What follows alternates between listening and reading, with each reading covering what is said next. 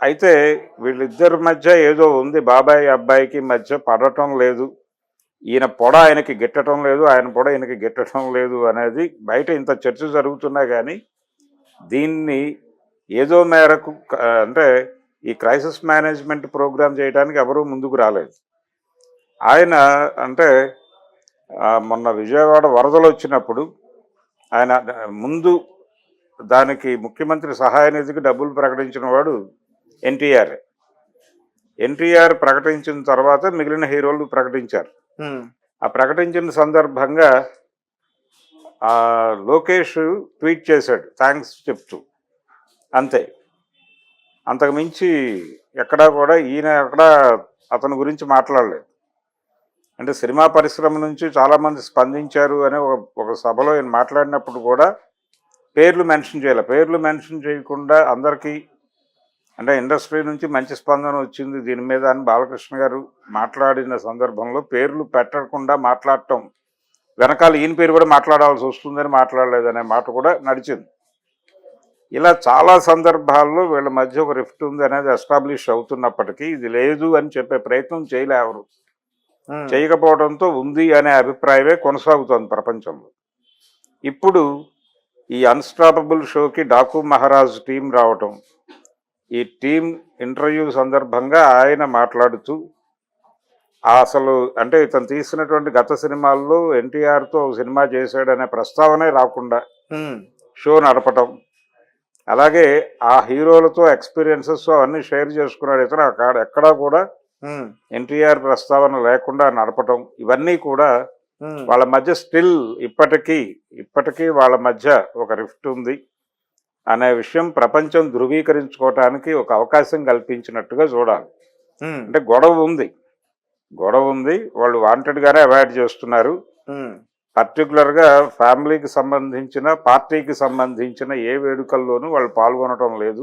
అవును, గతంలో ఒకసారి ఆయన ఎన్టీఆర్ పేరు మార్చాడు. ఎన్టీఆర్ హెల్త్ యూనివర్సిటీకి ఆయన పేరు తీసి వైఎస్ఆర్ హెల్త్ యూనివర్సిటీ అని మార్చాడు జగన్మోహన్ రెడ్డి. అది పేరు మార్చినప్పుడు అందరూ విపరీతంగా ట్వీట్లు చేశారు. ఎన్టీఆర్ స్పందించాల్సినంతగా స్పందించలేదు అని చెప్పి టీడీపీ క్యాడర్ రోడ్డు మీదకి వచ్చి మైకుల ముందు మాట్లాడారు ఎన్టీఆర్ని తిడుతూనే.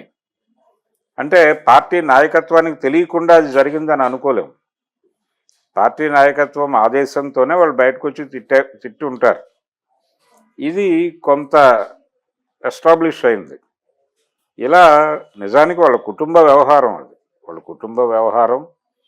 వాళ్ళు ఎలా హ్యాండిల్ చేసుకుంటారు అనేది లోపల ఇంటర్నల్ గొడవ. అది రకరకాల సందర్భాలలో ఈయన అవమానానికి గురైన ఉదాహరణలు అనేకం ఉన్నాయి. అంటే అవమానాలకి గురైంది ఎవరు?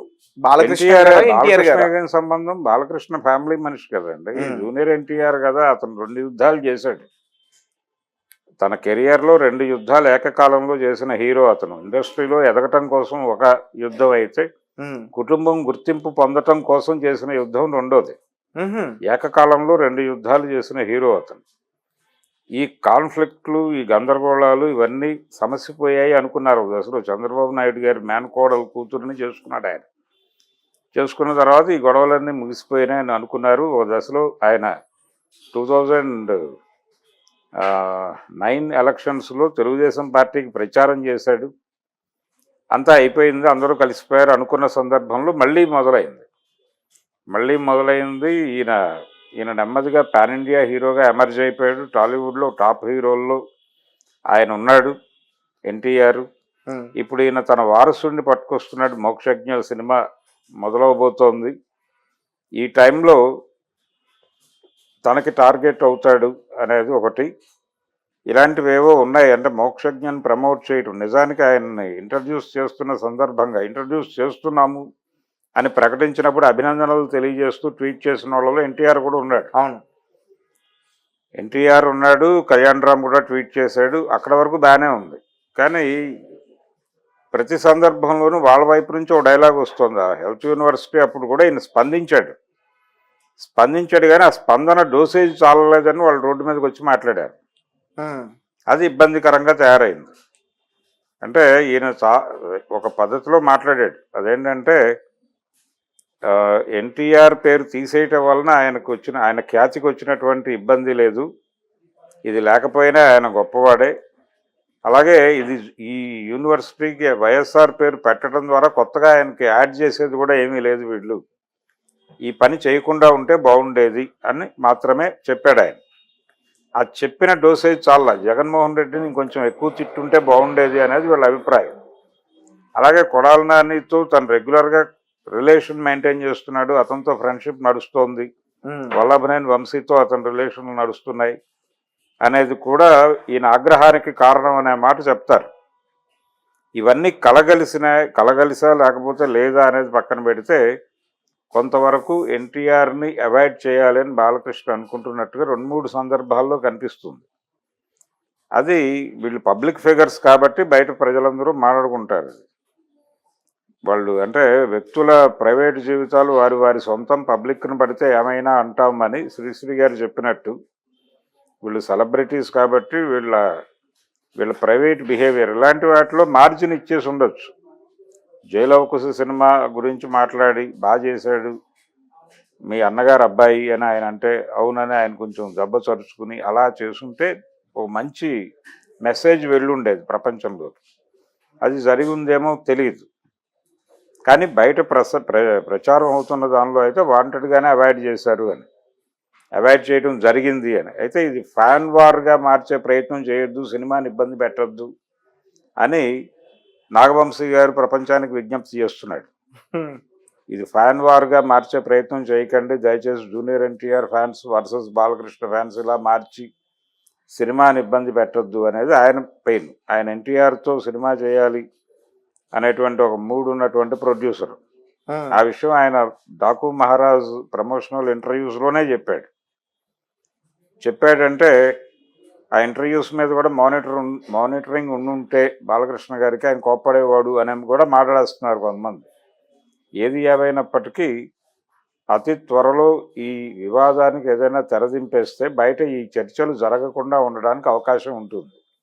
అంటే వాళ్ళల్లో ఇద్దరిలో ఎవరో ఒకళ్ళు మీడియా ముఖంగా ఏం లేదు ఇవన్నీ ఇలా జరుగుతున్నాయి తప్ప బయట ప్రచారం జరుగుతుంది, కానీ ఇంటర్నల్గా మేమందరం కలిసే ఉన్నాం, ఆవాజ్తో అమ్మాయి హై అనే మాట ఒకసారి అనేస్తే ఇంకా ప్రాబ్లం ఉండదు. ఆ మధ్య వాళ్ళ ఫ్యామిలీలో జరుగుతున్నటువంటి పెళ్ళిళ్ళకు సంబంధించి కూడా ఒకరు వెళ్ళాక ఒకరు వెళ్ళటం అనేది కూడా ఇది చర్చ జరిగింది. ఇలా అనేక విషయాలు ఉన్నాయి. అనేక సందర్భాల్లో ప్రతి సందర్భంలోనూ అక్కడ ఒక ప్రత్యేకమైన కన్ను పెడుతున్నారు అందరూ. ఇలా కళ్ళు పెట్టేటువంటి అవకాశం లేకుండా చేయాలంటే వాళ్ళిద్దరిలో ఎవరో ఒకళ్ళు ఓపెన్ అయ్యి మా మధ్య ఏమీ లేదు అనే మాట చెప్పేస్తే క్లోజ్ అయిపోతుంది. అప్పటి వరకు ఇలాంటి స్పెక్యులేషన్స్ నడుస్తూనే ఉంటాయి. జనాలు అసలు ఏం జరుగుతుంది వాళ్ళ ఫ్యామిలీలో తెలుసుకోవాలని ప్రయత్నం చేస్తారు. ఆస్తుల వివాదమా లేకపోతే ఇతర వేరే ఏమైనా కారణాలు ఉన్నాయా తెలుసుకోవడానికి సెటిల్ చేసే వెళ్ళాడు ఆయన. ఎవరికి ఏమిటి అనేది అన్ని సెటిల్ చేసే వెళ్ళాడు కాబట్టి అది కాదు గొడవ. ఇగో క్లాష్ ఏదన్నా ఉందా అనేదే ఇష్యూ. పైగా ఈయన తన కుమారుడిని తన వారసుడిగా తీసుకొస్తున్న టైంలో తన కుటుంబం నుంచి ఇప్పుడు ప్రధాన హీరోల్లో ఒకటిగా ఉన్నటువంటి ఎన్టీఆర్ పోటీ అవుతాడా ఇలాంటి అభిప్రాయాలు ఏమైనా ఉన్నాయా? అందుకని ఈ రిఫ్ట్ కొనసాగిస్తున్నాడా బాలకృష్ణ? ఇలా 100 రకాల కోణాల్లో చర్చ ఉంది దీని మీద. ఇవన్నీ క్లోజ్ చేయాలంటే వాళ్ళు ఓపెన్ అవ్వాలి. ఓపెన్ అయిపోతే క్లోజ్ అయిపోతుంది. Okay sir, thank you so much. Thank you. Daaku Maharaj సందర్భంగా ఇచ్చినటువంటి ఇంటర్వ్యూస్లోనే చెప్పుకున్నాడు ఆయన. చెప్పుకోవడం మాత్రమే కాదు, జైలవకుశ సినిమా సమయంలో ఎన్టీఆర్తో తనకున్నటువంటి ఆత్మీయ అనుబంధం ఇవన్నీ కూడా రివీల్ చేసుకున్నాడు. ఆ క్యారెక్టరైజేషను, అందులో రావణ్ క్యారెక్టరు, ఆ డిజైనింగ్ ఇదంతా కూడా చెప్పుకున్నాడు ఆయన. ఆ సినిమా మంచి వసూళ్లే రాబట్టింది, మంచి హిట్, సక్సెస్ఫుల్ మూవీనే అది. ట్రిపుల్ క్యారెక్టర్ అందులో. అవును, త్రిపాత్రాభినయం చేశాడు ఎన్టీఆర్. ఇది చెప్పుకోవాల్సినటువంటి సందర్భం ఉన్నప్పటికీ ఆయన చెప్పుకోలేదు. చెప్పుకున్నా కట్ చేశారు అనేది ఒక వెర్షను. ఎడిటింగ్లో లేపేశారంటే అదే. అయితే అసలు అక్కడ ప్రస్తావన రాకుండా జాగ్రత్త పడ్డారు, అందుకని వాంటెడ్గా దాన్ని స్కిప్ చేశారు. మిగిలిన అన్ని సినిమాల గురించి మాట్లాడాడు ఆయన. తను చేసినట్టు పవన్ కళ్యాణ్తో చేసినటువంటి పెద్దగా ప్రజల్ని మెప్పించని సినిమా ఒకటి ఉంది, సర్దార్ గబ్బర్ సింగ్. దాని గురించి కూడా మాట్లాడారు. ఆ సినిమా ఎక్స్పీరియన్స్ అంటే పవన్ కళ్యాణ్తో ఇప్పుడు ఆయనకి పొలిటికల్ రిలేషన్ ఉంది కాబట్టి అది అడ్మిట్ అయిపోయింది. పవన్ కళ్యాణ్ బ్రదర్ కాబట్టి చిరంజీవి గారితో చేసిన వాల్తేరు వీరయ్య పాస్ అయిపోయింది. తన రక్తబంధం అయినటువంటి తన ఇంటి పేరుతో ఉన్నటువంటి హీరో అయినప్పటికీ ఇతన్ని అవాయిడ్ చేశాడు వాంటెడ్గా. అంటే చాలా కాలంగా వీళ్ళ మధ్య గ్యాప్ ఉంది అనేటువంటి చర్చ ఒకటి జరుగుతోంది బాగా. ఈ గ్యాప్ ఉంది అనే మాటని బయట చర్చ జరుగుతున్నప్పటికీ ఏ రోజున కూడా అది లేదు అని చెప్పే ప్రయత్నం ఎవరూ చేయలే. ఎన్టీఆర్ చేయలేదు, బాలకృష్ణ చేయలేదు. అది నడుస్తోంది, ఆ రిఫ్ట్ నడుస్తోంది. ఇది 2-3 సందర్భాల్లో బహిరంగంగానే కనిపించింది. అంటే ఎన్టీ రామారావు గారి శత జయంతి కార్యక్రమం జరిగింది హైదరాబాద్లో. శకపురుషుడు అనేటువంటి ఒక సావనీర్ ఆవిష్కరణ జరిగింది. అందరు హీరోలు వెళ్ళారు. రామ్ చరణ్ వెళ్ళాడు, అందరూ వెళ్ళారు. దాదాపు ఇండస్ట్రీ హీరోలు అందరూ వెళ్ళి ఆ రోజున ఎన్టీఆర్ గారికి అక్కడ ఘనంగా నివాళులు అర్పించారు.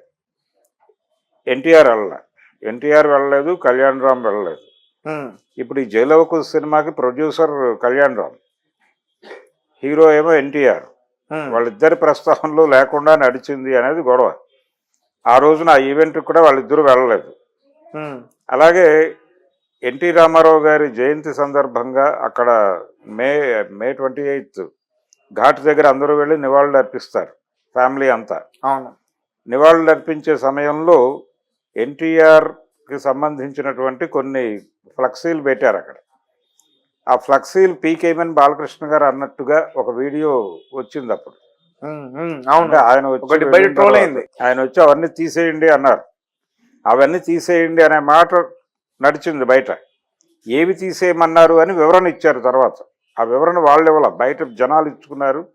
అలాగే మీడియాలో దాని మీద వ్యాఖ్యానాలు నడిచినాయి. ఆయన తీసేయమంది ఎన్టీఆర్కి సంబంధించిన ఫ్లెక్సీలు అని, జూనియర్ ఎన్టీఆర్కి సంబంధించిన ఫ్లెక్సీలు అవి తీసేయండి అని అన్నారు. ఆయన తీసేశారు ఇమ్మీడియట్గా అని. అక్కడ సీనియర్ ఎన్టీఆర్కి సంబంధించిన బ్యానర్లు అవి మాత్రమే ఉండవలను తప్ప ఇంకెవరిది ఉండకూడదు అనే ఉద్దేశంతో బాలకృష్ణ గారు అలా అన్నారు తప్ప జూనియర్ ఎన్టీఆర్ మీద ప్రత్యేకమైనటువంటి క్రోధంతోనో కోపంతోనో కాదు అనే మాట కూడా వినిపించింది అప్పుడు. కానీ ఈ శకపురుషుడు కార్యక్రమానికి రాకపోవడం, అలాగే ఎన్టీఆర్ శత జయంతి ఉత్సవాలు తెనాల్లో రెగ్యులర్గా జరిపారు సంవత్సరం అంతా. అందులో జరిగినటువంటి ఏ ఈవెంట్లోనూ ఎన్టీఆర్ కనబడలేదు. బాలకృష్ణ వెళ్ళాడు. ఎల్ విజయలక్ష్మి గారిని తీసుకొచ్చి సన్మానం చేశారు చాలామందిని. ఆవిడ అమెరికాలో ఉంటే అమెరికా నుంచి తీసుకొచ్చి అక్కడ సత్కరించారు. ఇన్ని జరిగినప్పటికీ ఏ ఒక్క ఫంక్షన్లోనూ జూనియర్ ఎన్టీఆర్ కానీ కళ్యాణ్ రామ్ కానీ కనిపించలేదు. అవును సార్. ఇదొకటి. తర్వాత ఏ ఇతర కార్యక్రమాలు వాళ్ళ ఫ్యామిలీకి సంబంధించినటువంటి ఏ ఫంక్షన్స్లోనూ వీళ్ళు కనిపించడం లేదు. ఇద్దరు, ఒక తారక